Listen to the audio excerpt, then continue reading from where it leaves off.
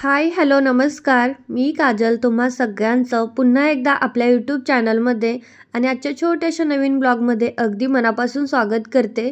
तर नवीन बकेट घेतलं होतं आणि जे जुनं बकेट होतं ना ते काही कामाचं नव्हतं, म्हणजे थोडंसं खराब पण झालंय आणि थोडंसं मग मी ह्याला म्हटलं काय करावं. आणि आता इतकी कतरणं पडतायत ना, इतकं सामान ठेवायला जागाच नाहीये, त्याच्यामुळे आता गरजच होती. तर म्हटलं हे बकेट असं आपण ना काही जे रॉ मटेरियल आहे ना शिलाईचं ते ठेवायला करूया. पण ते चांगलंच वाटत नव्हतं, कारण इतक्या वर्ष वापरले, जवळजवळ 6 वर्ष. बाहेरच्या साईडनं पण खूप पांढरं पांढरं असं पडलं होतं, कारण हार्ड वॉटर खूप आहे इथं. तुम्हाला तर माहिती आहेच, मी दमणला राहते आणि आमच्यापासून अगदी 5 मिनिटाच्या अंतरावरती समुद्र आहे. म्हणजे आमच्या टेरेसवरून सुद्धा दिसेल एवढा जवळ आहे. त्याच्यामुळे मग इकडचं पाण्यामध्ये खूप क्षार असतात, त्याच्यामुळे सगळीच भांडी म्हणा तुमची पांढरी पडणारच पडणार, मग सुद्धा तुम्ही कितीही घासा. आणि मग तसंच झालं होतं. मग म्हटलं असंच ठेवण्यापेक्षा याला काहीतरी जुगाड करून बनवूया. म्हणून मग माझा जुना टॉप होता ना त्याचं मी असं बघा त्याला कवर बनवला, जेणेकरून ती बकेट जे खराब आहे ना ते दिसणार पण नाही आणि आपण त्याच्यामध्ये छान कपडे स्टोरेज पण मी करू शकेन. आणि काम फक्त 1 मिनिटाचं होतं, 1 मिनिटात ते तयार झाले. त्याच्यामुळे बनवलं ना, कारण आता इतका वेळच नसतो. तर कसं झालं, छान वाटतं ना बकेटला. आपल्या घरात बघा मोठी पिंप असतो पाण्याचा वगैरे, त्यालासुद्धा आपण अशा प्रकारे गुंडाळून ठेवू शकतो. गॅसच्या सिलेंडरला वगैरे म्हणा, खूप छान दिसेल. आता मला आयडिया आली की सिलेंडरसाठीसुद्धा एक बनवूया. तर अशाच मला नवनवीन आयडिया येत राहतात. एक बनवलं ना काहीतरी दुसरं आपोआपच डोक्यात येतं. मी कुठे बघत नाही, काय नाही, असंच मला लक्षात येत राहतं. तर तुम्हाला थंबनेलवरून समजलेलंच आहे की आज मी तुम्हाला माझं संध्याकाळचं, तसं माझं दिवसभर काम सुरूच असतं, पण शक्यतो मी 4 ते 5 या वेळामध्ये झोपते आणि मग 5 पासून मग पुन्हा कामाला लागते. तर 5 पासून मी मग तो जो हे होता ना कवर तो बनवला होता आणि काही कटिंगही केलं होतं. आता वाजले होते 6 आणि 6 वाजता आता माझ्या ज्या भरण्या मोकळ्या झाल्या होत्या, बदामाची मोकळी झालती, मिठाची, त्यानंतर बेसनाची, अशा 2-3 रिकाम्या झाल्या होत्या. तर मी रात्रीच धुवून ठेवल्या होत्या. आता चांगलं पाणी पण नितळलं होतं, तर म्हटलं भरून घेऊया, कारण आता मला लाडू बनवायचे होते. मग कामातून बनतच नव्हतं, तर आज मी वेळात वेळ काढलाय लाडूसाठी, कारण आधीचे पण संपलेत आणि नवीन पण आता थंडी जाईल. आता अगदी 1 महिना थंडी पडेल, त्याच्यानंतर कमी कमी होत जाईल. आणि इथे तुम्हाला माझी धामचाक दिसत असेल. ह्या दोघांची इतकी भांडणं, म्हणजे मी समजावून समजावून दमले की अरे गप्प बसा. तसे ते दोघं भांडत नाही, रुद्रचं सुद्धा, म्हणजे त्याचं कुणाशीच पटत नाही. पण गिन्नी त्याला दादा बोलते, त्याच्यामुळे तो तिला बहीण मानतो आणि मग तो खूप प्रेम करतो तिच्यावरती, त्यामुळे भांडत नाही, सगळ्या वस्तू शेअर करतो. पण हे जे टॉय आहे ना ते जरा नवीन आहे आणि नवीन काय असलं ना की सगळी पोरं बघा तशीच करतात. नवीन वस्तू त्यांना लवकर द्यायची नसते दुसऱ्याला.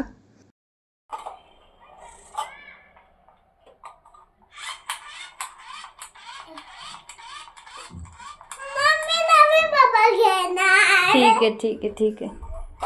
मला आत्ताच नवी बाबा पाहिजे. ले ले ले ले दे दे ले गिद्दी ती तुला घे. आता याने खेळ, मग नंतर नवीन घेऊ. मार्केटला गेली ना, बाजारला भाजी घ्याय तिकडत्या, ती घेतलं ना तिकडे गेला ना. पा घे गन्नू, दादा का पा ले लो. हम्पी दे दो दादा को हम्पी. पा ले लो दादा को. हम्पी दादा को हम्पी. दादा को हम्पी दे दो गिनू. नहीं हो नहीं, दादा का है, दे दो वापस, दादा रोएगा. दे दो दो. हाँ हम्पी दे दे, एक हम्पी.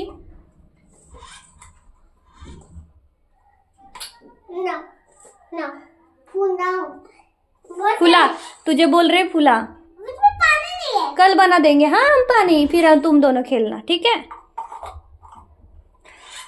हे सगळं करता करता लगेच 7 कसे वाजले ना काहीच कळलं नाही. आणि आता मला दिवाबत्ती करायचा होता.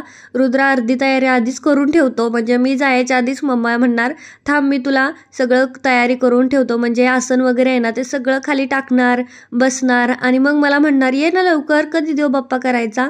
आणि आता गिन्नी आली तेव्हापासून ती पण आमच्यासोबत असतेच, कारण तिचे पप्पा 6:15ला येतात. मग ती 6:30ला आमच्या घरी खेळायला येते किंवा 6लाच येते आणि मग 6:15 किंवा 7:30पर्यंत खेळते 1 तासभर आणि मग नंतर जाते. आमचं शेजारी घर आहे, त्याच्यामुळे काही नाही, ती स्वतःहून येते, खेळते, नंतर जाते. आणि मग तिलाही मी आता सवय लावली सोबत बसायची. तिला खरं तर सगळ्याच सवय आहेत, इतके सगळे गुड मॅनर्स तिला तिच्या आईने शिकवलेत ना. मी सारखं त्यांचं कौतुक करत असते की किती छान म्हणजे शिकवलंय. रुद्र रडला ना लगेच जाते आणि त्याला पप्पा घेते आणि म्हणते सॉरी दादा सॉरी. आपण सांगायच्या आधीच अशाच मी छोट्या छोट्या तिच्या ज्या क्लिप आहेत ना ॲड करत राहील, जेणेकरून तुम्हालासुद्धा तिचं बघता येईल. खरं तर ती बंगाली आहे, बंगाली भाषा बोलते. तिला आम्ही जे बोलतोय ना ते समजत नाही हिंदी, अजिबातच हिंदी तिला येत नाही आहे. म्हणजे त्यांच्या घरात हिंदी कोणालाच जास्त जमत नाही. तिच्या मम्मीला जमते, पप्पाला जमते. आता ते 12 वर्ष झाली इकडे त्याच्यामुळे, पण तिच्या दादीला तर अजिबातच जमत नाही. त्या पण गावाकडे राहिल्या होत्या आणि आत्ताच इकडे आल्या, त्याच्यामुळे मग नाही जमत त्यांना.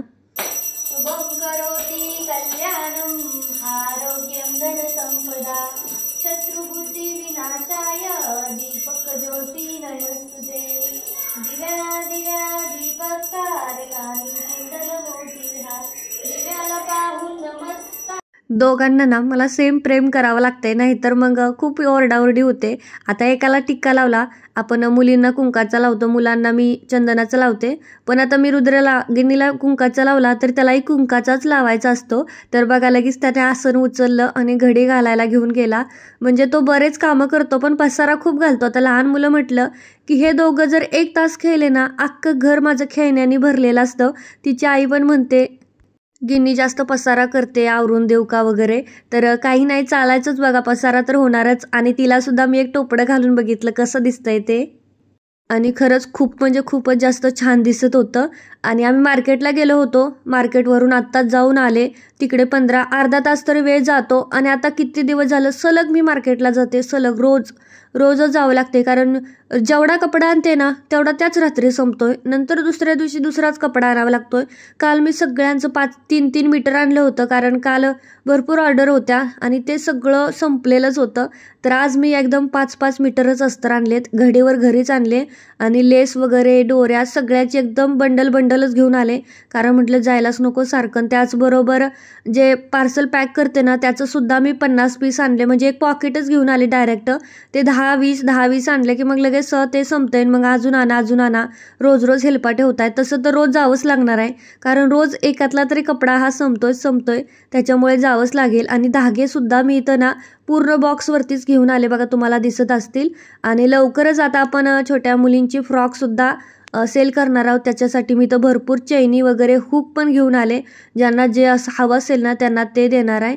आणि ते लवकरच मी शेअर करेन, कारण बरेच उदाहरण म्हणतायत की ड्रेसचं सांग.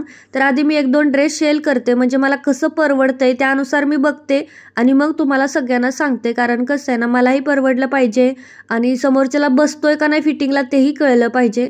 त्याच्यामुळे आधी मी 1-2 लहान मुलींचं तर ठीक आहे ते बसून जातं, पण मोठ्यांचं कसं असतं चेस्टनुसार साईज बदलत राहते. त्याच्यामुळे मग आता मी थोडंसं थांबते, 1-2 मोठ्यांचे ड्रेस शिवून देते, त्यांना कसं फिटिंग बसतंय. तसं तर तुम्ही फिटिंग करून घेऊच शकता घरी वगैरे थोडं लूज झालं तर. पण तरीही आपण थोडंसं थांबूया आणि त्याच्यानंतर मी तुम्हाला ह्याविषयी जी काही नवीन इन्फॉर्मेशन असेल ना ती तुमच्यासोबत शेअर करेलच. तर आता इकडचं आवरलं आणि आता पटकन लागते स्वयंपाकाला. आणि आज आमच्यात आहे मसाले भात आणि सोबत अंड्याच्या पोळ्या. तर हे कॉम्बिनेशन ना खूपच वेगळं आहे, कारभाऱ्यांचं कॉम्बिनेशन आहे. त्यांना मसाले भात आणि सोबत ऑमलेट म्हणजे साधी पोळी लागते अंड्याची फक्त. आणि मी त्यांना म्हणते अंड्याची पोळी कोण खातं, तर ते म्हणतात अगं तू बनव तर माझं मी खातो. तर असलं कॉम्बिनेशन तुमच्यात पण चालतं का मला नक्कीच कमेंट करून सांगा. मसाले भाताच्या ना मला भाज्या चिरायचा इतका कंटाळा, बराच वेळ जातो. आता मी जास्त एवढं, पहिलं कसं आपण सोलून ठेवतो, आधी मला वेळ असायचा तर मी सगळं सोलून व्यवस्थित ठेवायचे, पण आता मी तसंच ठेवते, सोलायला वगैरे वेळच नसतो. त्याच्यामुळे मग आता लागेल तसं मला ते काढून घ्यावं लागतंय. आणि मग स्वयंपाकात सुद्धा थोडासा वेळ वाढतोय. मगाशी सगळं लाडूचे ड्रायफ्रुट्स वगैरे ते सगळं मी कढईमध्ये भाजूनच मार्केटला गेले होते, कारण म्हटले येईपर्यंत थंड होईल. आणि आता ते थंड झालंय तर आता आधी स्वयंपाकाला लागले, कारण उशीर झाला होता. आता 8:30 वाजले होत्या आणि आम्ही 8:30च्या आधी जेवतो, 8-8:30ला तर आमचं जेवण होतं. पण मार्केटला गेलं की माझं 3 दिवस झालंय थोडंसं रुटीन थोडंसं बदललंयच, स्वयंपाकाला वेळच लागतोय आणि 9च वाजतात जेवायला आता त्यामुळं. आणि मग आता म्हटलं ते लाडूचं बघू, 9:30च्या नंतर जेवण झालं की मग लाडू करते, म्हणून ते तसंच साईडला ठेवून दिलं आणि हे काम करायला घेतले. तर माझा भात शिजत होता तोपर्यंत साईडची मी ना काही भांडी धुवून ठेवली होती. माझं भांड्याचं असं बेसिन गच्च भरले असं कधीच होत नाही, म्हणजे मी स्वयंपाक करतच पटपट ते आवरण्याचा प्रयत्न करते. जेवण झालं आणि आता म्हटलं थोडंसं किचन वगैरे पुसून घेऊया. तर आता माझं किचन पुसायचं चाललंय, तोपर्यंत मला तुमच्यासोबत अजून एक गोष्ट शेअर करायची होती. म्हणजे तसं सजेशनच घ्यायचं होतं, कारण संक्रांत येते आणि संक्रांतीला सगळीकडे फक्त ओवसायचाच असतं, तसं आमच्यातसुद्धा आहे. आणि माझी बहीण खरं तर मला ह्यावर्षी मुंबईला बोलावते, माझ्या आधीची बहीण जी आहे ना ती. कारण पण आता मला वाटत नाही की मला होईल, कारण मी तिला सांगितलं होतं मी येईल म्हणून संक्रांतीला. इथं बायकाच नसतात, मी आणि काकी आम्ही दोघीच आहे आमच्या बिल्डिंगमध्ये तर. आणि मग ओवसायला साध्या 5-10 बायका जरी पाहिजेत समोरून ओवसायला, हळदी कुंकू लावायला, पण बायकाच नसतात. आणि मी जर गेली तर मग काकी तरी एकट्याच पडतील मॅडम. त्याच्यामुळे मग आता म्हणलं कसं होतंय, त्या तर मगाशीच आल्या होत्या. मग म्हटली काय करतेस, कसं करते, तर म्हटलं बघू आता आपलं कसं होतंय ते. कारण त्या विडा घेतात आणि आमच्या इकडे सगळ्याच बायका विडा घेतात, माझ्या बहिणी सगळ्याच. मीच अजून घेतला नाही लग्नापासून. माझ्या लग्नाला आता 6 वर्ष झाली. माझी ही 6वी मकर संक्रांत आहे. 5 ह्याच्या आधी माझ्या 5 मकर संक्रांती झालेल्या आहेत. त्याच्यामुळे मग माझी बहीण म्हणते की मुंबईला ये, मी तुला विडा देते. आणि मग एकदा विडा घेतलास की मग त्याच्यानंतर तुझं रुटीन सुरू होईल प्रत्येक वर्षीचं. तर आता मला समजतच नाही की मी काय करू, नेमकं तिकडं जाऊ की नको जाऊ. तसं जाऊन यायला मला वेळ नाही जाणार. एकच दिवस, सकाळी जरी मी निघले ना 8 वाजता तरी रात्री 11-12पर्यंत घरी येऊन जाईल. फक्त ह्यांना सोबत घेऊन जावं लागेल. आणि तसंही त्यांना सुट्टी भेटते एखाद दिवस जर आपण काढायचं म्हटलं तर मला नक्कीच सजेस्ट करा की मी जाऊ की नको, कारण आता कामाचा खूप लोड आहे. त्याच्यामुळे बघू आता कसं होतंय. यानंतर आता मी तुम्हाला एक प्रश्न विचारते. तर हळदी कुंकू, बरेच जण सगळीकडे हळदी कुंकू चालतं. मला मागच्या वर्षी पहिल्यांदा हळदी कुंकू म्हणजे काय ते माहीत झालं, कारण आमच्या टीचर मॅडमनी ठेवलं होतं आणि मला बोलावलं होतं हळदी कुंकाला. मी काय फक्त गेले आणि त्यांनी काय काय केलं एवढं माझ्या काहीच लक्षात नाही मागच्या वर्षीचं, की कसं कसं काय काय केलं होतं. पण मी ठरवते की मी पहिल्यांदा ह्या वर्षी हळदी कुंकू करते, कारण मी केलंच नाही. आमच्या गावाकडे नसतं. तुम्ही जर गावात नसाल ना, तुम्हाला पण माहीत असेल, आमच्या गावाकडे हळदी कुंकू करतच नाही. कुणाच्याच आमच्या वस्तीव वाडीव कुणाच्याच हळदी कुंकू नसतं. हळदी कुंकू हा शब्दच नसतो तिकडे. मग ते करायचा विषयच नाही. फक्त संक्रांतीला बाया वसून येतात, झालं. एवढा संक्रांतीचा सण असतो, त्याच्यापुढे काहीच नसतं. ना बोरनान असतं, ना हळदी कुंकू असतं, काहीच नसतं. त्यामुळे मी कधी बघितलंच नाही त्याला नेमकं काय करतात, कसं करतात. मग मला कमेंट करून नक्की सांगा की नेमकं काय काय करतात. वाण तर द्यायचा असतो ते मला कळलं, आणि मी ती माझ्या स्वतःच्या हाताने वाण बनवेन, काहीतरी युनिक आणि काहीतरी वेगळं बनवण्याचा प्रयत्न करेन स्वतःच्या हाताने.